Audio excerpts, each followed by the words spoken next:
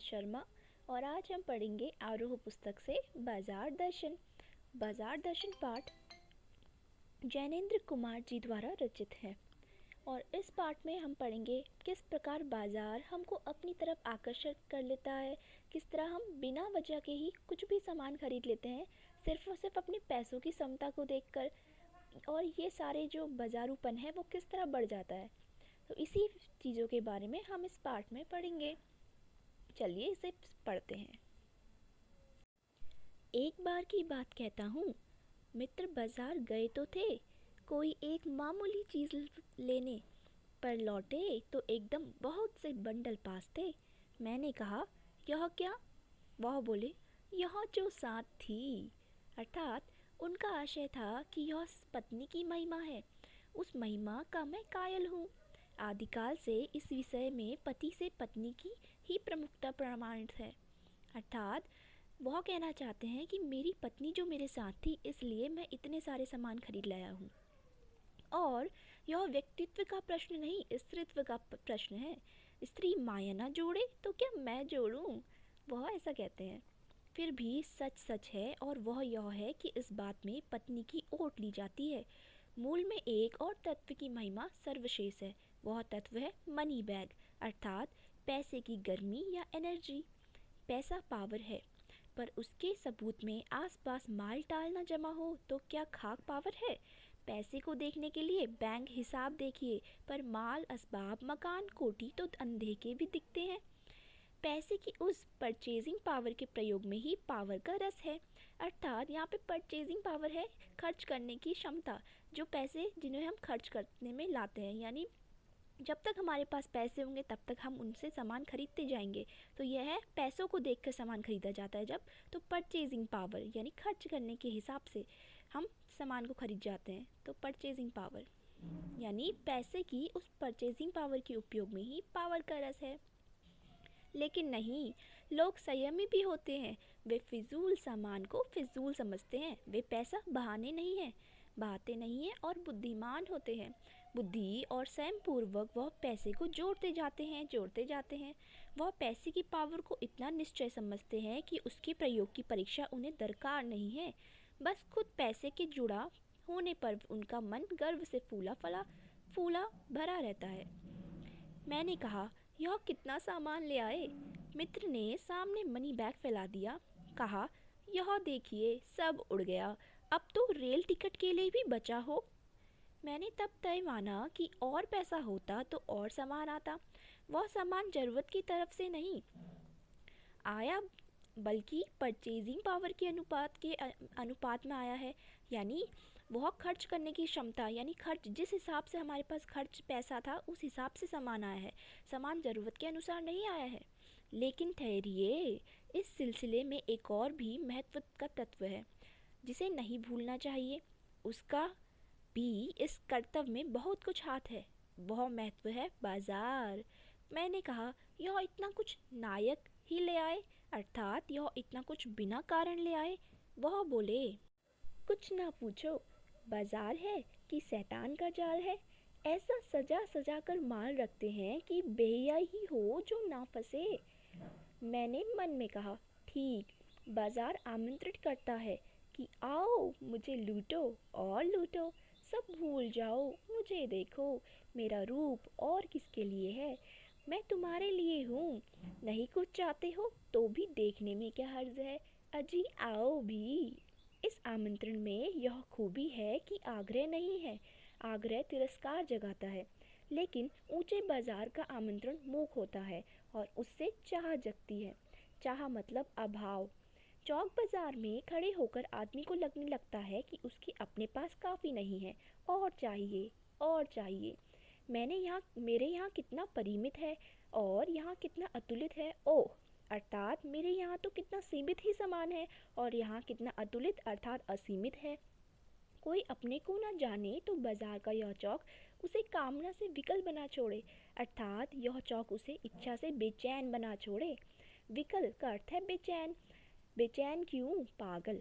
असंतोष, तृष्णा और ईर्ष्या से घायल कर मनुष्य को सदा के लिए यह बेकार बना डाल सकता है। एक और मित्र की बात है। लेखक कहते हैं, अब मैं एक और मित्र की बात बताता हूँ। यह दोपहर के पहले के गए गए बाजार से कई शाम को वापस आए। आए तो खाली हाथ। मैंने पूछा, कहाँ रहे? बोले, बाजार देखते रहे। मैंने कहा, बाजार को देखते क्या रहे? बोले, बाजार। तब मैंने कहा, लाए तो कुछ नहीं। वह बोले, हाँ, पर यह समझ ना आता था कि ना लूं तो क्या। सभी कुछ तो लेने का जी होता था। कुछ लेने का मतलब था से सब कुछ छोड़ देना। पर मैं कुछ भी छोड़ना नहीं चाहता था। इससे मैं कुछ भी ले ना सका। मैंने कहा, खूब। पर मित्र की बात ठीक थी। अगर ठीक पता नहीं है कि क्या चाहते हो तो सब और की चाह तुम्हें घेर लेगी, और तब परिणाम त्राश अर्थात दुख ही होगा। गति नहीं होगी, ना कर्म। बाजार में एक जादू है। वह जादू आँख की राह काम करता है। वह रूप का जादू है। पर जैसे चुंबक का जादू लोहे पर ही चलता है, वैसे ही इस जादू की भी मर्यादा है। जेब भरी हो और मन खाली हो, ऐसी हालत में जादू का असर खूब होता है। अर्थात जब पैसा है और मन में पता ही नहीं हमें लेना क्या है, तो बाजार का जादू खूब चलता है। जेब खाली पर मन भरा ना हो तो भी जादू चल जाएगा। अर्थात जेब खाली है पर मन भी भरा नहीं है, यानी मन में भी कुछ है ही नहीं, पता ही नहीं है हमें लेना क्या है, मन भी भरा नहीं है, तो जादू खूब चलेगा। मन खाली है तो बाजार की अनेक चीज़ों का निमंत्रण उस तक पहुंच जाएगा। कहीं हुई उस वक्त जेब भरी, तब तो फिर मन किसी की मानने वाला मालूम होता है। यह भी लूँ वह भी लूँ, सभी सामान जरूरी और आराम को बढ़ाने वाला मालूम होता है। पर यह सब जादू का असर है। जादू की सवारी उतरी कि पता चलता है कि फैंसी चीज़ों की बहुआयत आराम में मदद नहीं देती बल्कि खलल ही डालती है। अर्थात जैसे ही बाजार का यह जादू उतरता है, तब पता चलता है कि फैंसी चीज़ें जो हमने ये ले ली है, ये कोई मदद नहीं करती, ये हमारी ज़िंदगी में खलल ही डालती है, अर्थात परेशानी ही डालती है।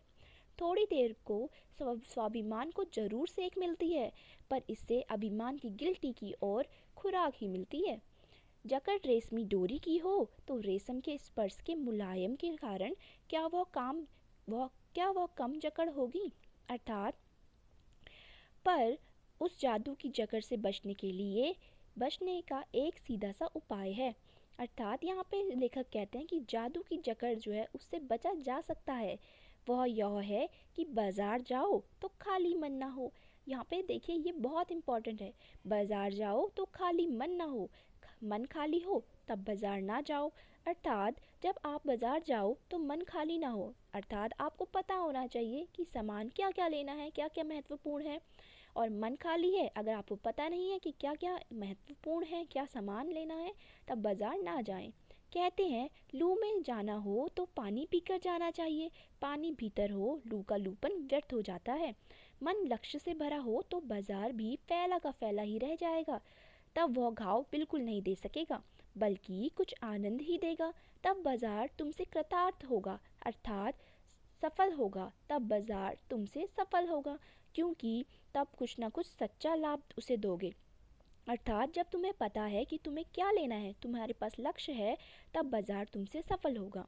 बाजार की असली कृतार्थता है आवश्यकता के समय काम आना। अर्थात बाजार की सफलता यह है कि आवश्यकता में काम आना। यहाँ एक और अंतर चिन्ह लेना बहुत ज़रूरी है।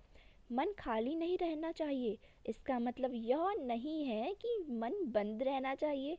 जो बंद है वह शून्य है, और शून्य होने का अधिकार बस परमात्मा का है, जो सनातन भाव से संपूर्ण है। अर्थात लेखक कहते हैं कि मन खाली है, इसका मतलब ये नहीं कि आप मन को बंद कर दें, अर्थात अपनी इच्छा पूर्वक को सामान को ले ही ना, अपनी ज़रूरतमंद सामान को ले ही ना, मन को बंद कर दें, नहीं। मन बंद हो जाएगा तो वह शून्य हो जाएगा, और शून्य तो सिर्फ भगवान परमात्मा का ही मन होता है। से सब अपूर्ण हैं और उनके सिवाय सब लोग अपूर्ण ही हैं, यानी हम सब अपूर्ण हैं। इससे मन बंद नहीं रह सकता। सब इच्छाओं का निरोध कर लोगे, अर्थात सब इच्छाओं को रोक लोगे, यह झूठ है। और अगर इच्छा निरोध तपह का ऐसा ही नकारात्मक अर्थ हो तो वह तब झूठ है। वैसे तप की राह रेगिस्तान को जाती है, मोक्ष की राह वह नहीं है। ठाट देकर मन को बंद कर रखना जड़ता है, अर्थात अगर आप अपनी इच्छा अनुसार भी सामान ना खरीद सकें, अपने मन को बंद कर दिया, तो यह तो मूर्खता है।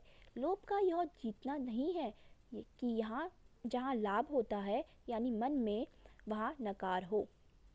यह तो लोभ की ही जीत है, अर्थात और आदमी की हार। अगर आप सामान अपने आवश्यकता अनुसार भी ना लें तो भी लोभ की ही जीत है, आदमी की हार है, क्योंकि बाजार सफल नहीं हो पाता है। आँख अपनी फोड़ डाली तब लोभनीय के दर्शन से बचे तो क्या हुआ? ऐसा क्या लोभ मिट जाएगा? अर्थात अगर आँख भी आपने फोड़ डाली तो आप क्या लगता है कि आप लोभ से बच जाएंगे? नहीं। और कौन कहता है कि आँख फूटने पर रूप दिखना बंद हो जाता है? यानी यहाँ पे कहा गया है कि आँख फूट जाए तो आपका लालच दिखना तो बंद नहीं हो जाएगा ना। क्या आँख बंद करके ही हम सपने नहीं लेते हैं? और वे सपने क्या चैन भंग नहीं करते हैं? इससे मन को बंद कर डालने की कोशिश तो अच्छी नहीं, वह अकारत है। यह तो हट वाला योग है, शायद हट ही हट है, योग नहीं है। इससे मन कृश भले हो जाए और पीला और अक्सक्त जैसे विद्वान का ज्ञान, अर्थात इससे मन कमजोर हो जाता है। पीला और असक्त जैसे विद्वान का ज्ञान यानी अगर विद्वान जो इतना ज्ञानी है उसका ज्ञान काम ही नहीं आया। इसी तरह से अगर हमने ज़रूरत सामानों को ही ना लिया तो वह तो व्यर्थ ही है। वह मुक्त ऐसे नहीं होता, इससे वह व्यापक की जगह संकीर्ण और विराट की जगह शूद्र होता है, अर्थात विराट की जगह शूद्र होता है यानी छोटा होता है। और इसलिए उसका रोम रोम मूद कर बंद तो मन को करना नहीं चाहिए। वह मन पूर्ण कब है? हम में पूर्णता होती तो परमात्मा से अभिन्न हम महाशून्य ही नहीं होते। अर्थात अगर हम में पूर्णता होती तो हम परमात्मा ना हो जाते। हम अभिन्न हैं, हम परमात्मा से भी बढ़कर नहीं हो जाते, परमात्मा से अलग हो जाते हम और महाशून्य हो जाते अगर हमारे में पूर्णता होती। अपूर्ण है इसी में हमें, अर्थात हर मनुष्य अपूर्ण होता है, वह पूरी तरह से पूर्ण नहीं होता। सच्चा ज्ञान सदा इसी अपूर्णता के बोध को हम में गहरा करता है। सच्चा कर्म सदा इस अपूर्णता की स्वीकृति के साथ होता है। अतः उपाय कोई वही हो सकता है जो बलात् मन को रोकने को ना कहे, अर्थात जो जबरदस्ती मन को रोकने को ना कहे वही उपाय हो सकता है।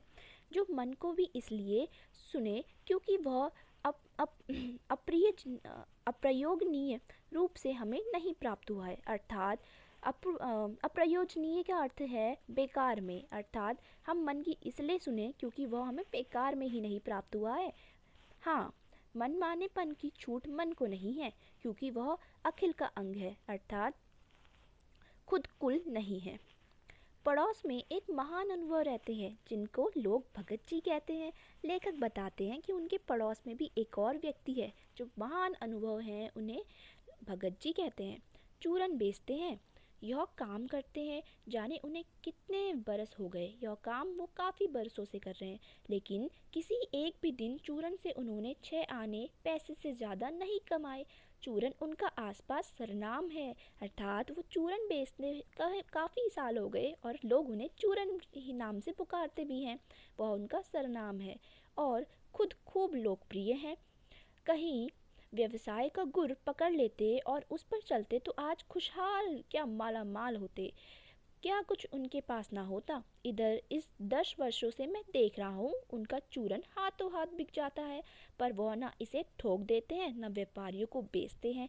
पेशगी ऑर्डर कोई भी नहीं लेते, बधे वक्त पर अपनी चूरन की पेटी लेकर घर से बाहर हुए नहीं कि देखते देखते 6 आने की कमाई उनकी हो जाती है। लोग उनका चूरन लेने को उत्सुक जो रहते हैं, चूरन से भी अधिक शायद वह भगत जी के प्रति अपनी सद्भावना का देय देने के उत्सुक रहते हैं। पर 6 आने पूरे हुए नहीं कि भगत जी बाकी चूरन बालकों को मुफ्त बांट देते हैं। कभी ऐसा नहीं हुआ कि कोई उनके 25वां उनसे 25वां पैसा उन्हें 25वां पैसा भी दे सका।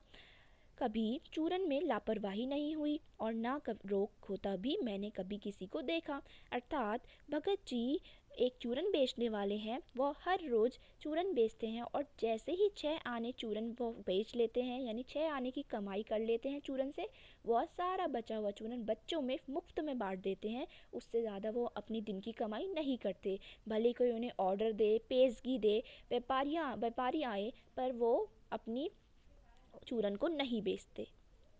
आगे, और तो नहीं, लेकिन इतना मुझे निश्चय मालूम होता है कि इन चूरन वाले भगत जी पर बाजार का जादू नहीं चल सकता। कहीं आप भूल ना कर बैठिए। लेखक कहते हैं, इन पंक्तियों को लिखने वाला मैं यानी लेखक चूरन नहीं बेचता हूँ। जी नहीं, ऐसी हल्की बात भी ना सोचिएगा। यह समझिएगा कि लेख के किसी भी मान्य पाठक से उस चूरन वाले को श्रेष्ठ बताने की मैं हिम्मत कर सकता हूँ। और लेखक कहते हैं कि मैं यह भी नहीं कहना चाहता कि यह जो पाठ को पढ़ रहे हैं आप पाठक भी चूरन बेचने वालों से छोटे हैं, अर्थात चूरन बेचने वाला भी हमसे श्रेष्ठ है, यह मैं नहीं कहना चाहता। क्या जाने उस भोले आदमी को अक्षर ज्ञान तक भी है या नहीं। लेखक कहता है कि उस भगत जी को क्या पता अक्षर ज्ञान भी है या नहीं, मैं उसे श्रेष्ठ नहीं बताना चाहता हमसे। और बड़ी बातें तो उसे क्या मालूम होगी, और हम आप ना जाने कितनी बड़ी बड़ी बातें जानते हैं। इससे यह तो हो सकता है कि वह चूरन वाला भगत हम लोगों के सामने एकदम नाचीज आदमी है, अर्थात छोटा आदमी है। लेकिन आप पाठकों की विद्वान श्रेणी का सदस्य होकर भी मैं, अर्थात मैं लेखक होकर भी यह स्वीकार नहीं करना चाहता हूँ कि उस अपदार्थ अर्थात उस छोटे प्राणी अर्थात भगत जी को वह प्राप्त है जो हम में से बहुत कम को ही शायद प्राप्त है। उस पर बाजार का जादू नहीं चल पाता। अर्थात लेखक जी कहते हैं कि बाजार का जादू भगत पर नहीं चलता, और यही वह चीज़ है जो उसे प्राप्त है और हम में से बहुत कम को ही प्राप्त है। माल बिछा रहता है और उसका मन अड़िंग रहता है। पैसा उसके आगे होकर भीख मांगता है, उसके आगे आकर पैसा भीख मांगता है कि मुझे ले लो। लेकिन उसके मन में पैसे पर दया नहीं समाती। वह निर्मम व्यक्ति पैसे को अपनी आहत गर्व में बिखरता ही छोड़ देता है। ऐसे आदमी के आगे क्या पैसे की व्यंग शक्ति कुछ भी चलती होगी? क्या वह शक्ति कुंठित रहकर सलज ही नहीं रह जाती होगी? और पैसे की व्यंग शक्ति की सुनिए, बहुत दारुण है, बहुत भयंकर है। मैं पैदल चल रहा हूँ कि पास ही धूल उड़ाती निकल गई मोटर। वह क्या निकली, मेरे कलेजे को कूदती एक कठिन व्यंग की लीक ही आर से पार हो गई। जैसे किसी ने आंखों में उंगली देकर दिखा दिया हो कि देखो, उसका नाम है मोटर और तुम उससे वंचित हो, अर्थात यह मोटर तुम्हारे पास नहीं है। यह मुझे अपनी ऐसी विडंबना अर्थात परेशानी मालूम होती है कि पूछिए मत। मैं सोचने को आता हूँ कि हाय, यही माँ बाप रह गए थे जिनके यहाँ मैं जन्म लेने को था। क्यों ना मैं मोटर वालों के यहाँ हुआ होता। उस व्यंग में इतनी शक्ति है कि जरा में मुझे अपने सगों के प्रति कृतज्ञ कर सकती है। लेकिन क्या लोक वैभव की यह व्यंग शक्ति उस चूरन वाले आकिंचित कर मनुष्य के आगे चूर चूर होकर ही नहीं रह जाती होगी? चूर चूर क्यों, कहो पानी पानी। अर्थात लेखक कहते हैं, यही व्यंग शक्ति क्या उस चूरन वाले के सामने, जो चूरन वाला जो आकिंचित कर मनुष्य है अर्थात ना चिंता करने वाला मनुष्य है, उसके सामने यह चूर चूर नहीं हो जाती होगी, कहो पानी पानी हो जाती होगी? तो वह क्या बल है जो इस तीखे व्यंग के आगे ही अजय ही नहीं रहता, बल्कि मानो उस व्यंग की क्रूरता को ही पिघला देता है। उस बल को नाम जो दो, पर वह निश्चय उस तल की वस्तु नहीं है जहाँ पर संसारी वैभव फलता फूलता है। वह कुछ अपर जाति का तत्व है। लोग स्पिरिचुअल कहते हैं, आत्मिक, धार्मिक, नैतिक कहते हैं। मुझे योग्यता नहीं है कि मैं उन शब्दों में अंतर देख सकूं और प्रतिपादन करूं। मुझे शब्द में सरोकार नहीं, मैं विद्वान नहीं कि शब्दों पर अटकूं। लेकिन इतना तो है कि जहाँ तृष्णा है, बटोर रखने की स्पृहा है, वहाँ उस बल के बीच नहीं है। लेकिन यदि उस बल को सच्चा बल मानकर बात की जाए तो कहना होगा कि संचय की तृष्णा अर्थात इकट्ठा करने की तृष्णा और वैभव की चाह में व्यक्ति को निर्बलता ही प्रमाणित होती है। निर्बल ही धन की ओर झुकता है, वह अबलता है अर्थात कमजोरी है। वह मनुष्य पर धन की ओर चेतन की जड़ की विजय है। एक बार चूरन वाले भगत जी बाजार चौक में दिख गए। मुझे देखते ही उन्होंने जय जय राम किया। मैंने भी जय जय राम किया।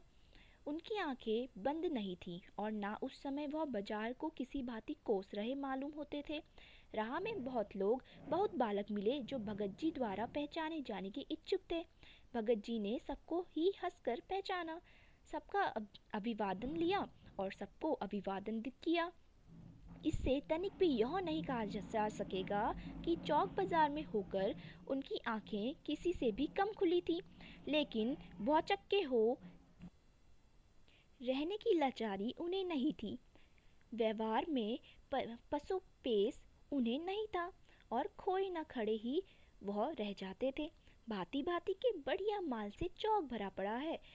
अर्थात यहाँ पर लेखक कहते हैं कि यह नहीं कहा जा सकता कि भगत जी ने अपनी आंखें बंद कर ली हो, क्योंकि वह सबको जय जय राम कर रहे थे, हंस हंस कर बोल रहे थे और भांति भांति के बढ़िया माल से चौक भरा पड़ा है।